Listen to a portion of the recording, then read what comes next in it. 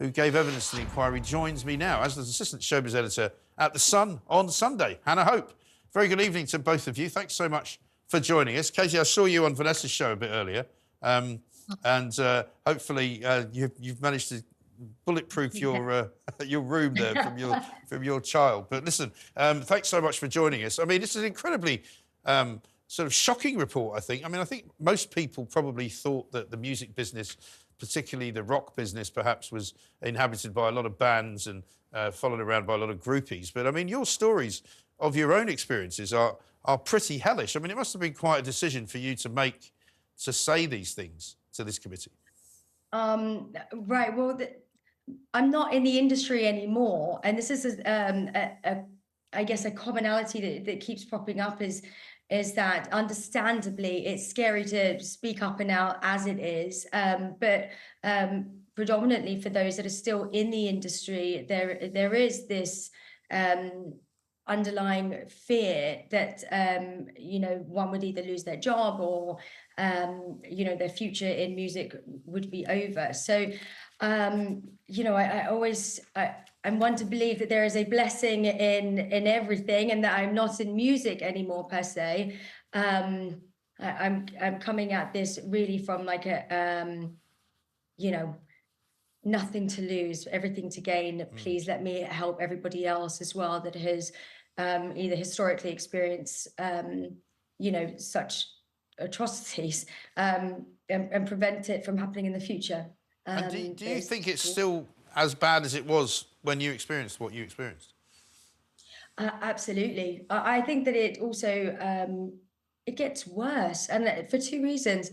One being is that this seems to be a systemic cyclical pattern of behavior in the industry dating from way back when, and up until this point there had been conversations about change from those in government or investigations, but really up until now I'm absolutely blown away and immensely proud of the Women and Equalities Committee of opened this inquiry. But I think it's getting worse, what with social media, the forms of digital abuse and manipulation. Now, there's also other ways that have allegedly been found to cover this type of abuse up. And so, yeah, I think unless it's actually really just quashed, it would there's a potentiality for it to continue to spiral out. Right.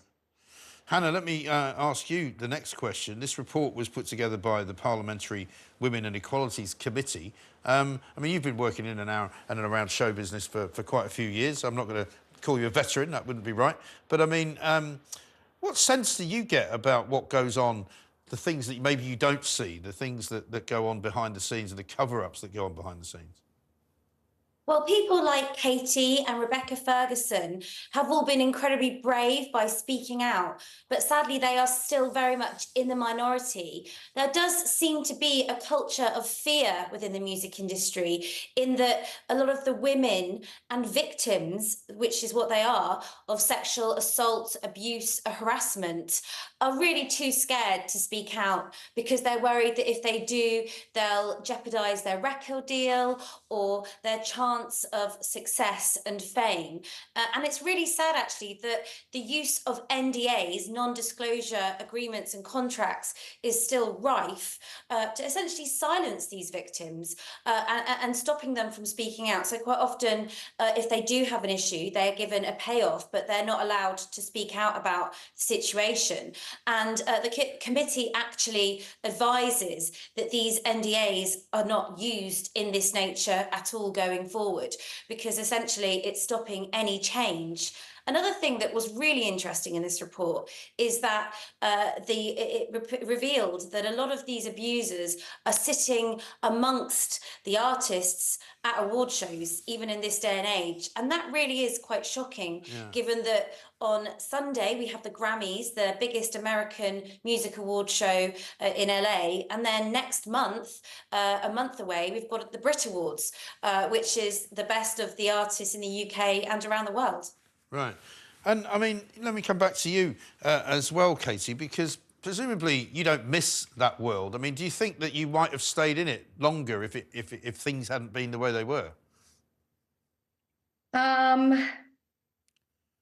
Yes, but I can't look back. I can only but look forward. And given the nature of what victims go through, and me myself have been through as a victim of sexual assault, abuse, harassment. It's and then to furthermore, watch my abuser continue to work in the industry. It's just it's terrifying. It's terrifying not only because there is no sense of justice for what I experienced, but more so the fact that this person is still out there and capable of doing it to others. And so alongside this report, I've been very much campaigning for change for the College of Police Code of Ethics. So when victims, are reporting, these horrible offences that have happened, that they are dealt with impartiality and investigated as a criminal offence, and not allowed to be manipulated furthermore by the industry and or the system, so that they can just pay out, silence somebody and hide it under the carpet. So I've really been openly and publicly campaigning for reform for that, for significant change. Yes. Well, let me ask you again, Hannah. I mean, this sounds to me like the beginning of something rather than the end of something, doesn't it? I mean, it's a report which has got quite widespread publicity today, and will have, I'm sure, for the next few days. But, I mean, do you see this as becoming something like the Me Too movement in America, where, it started with sort of Harvey Weinstein and went from there?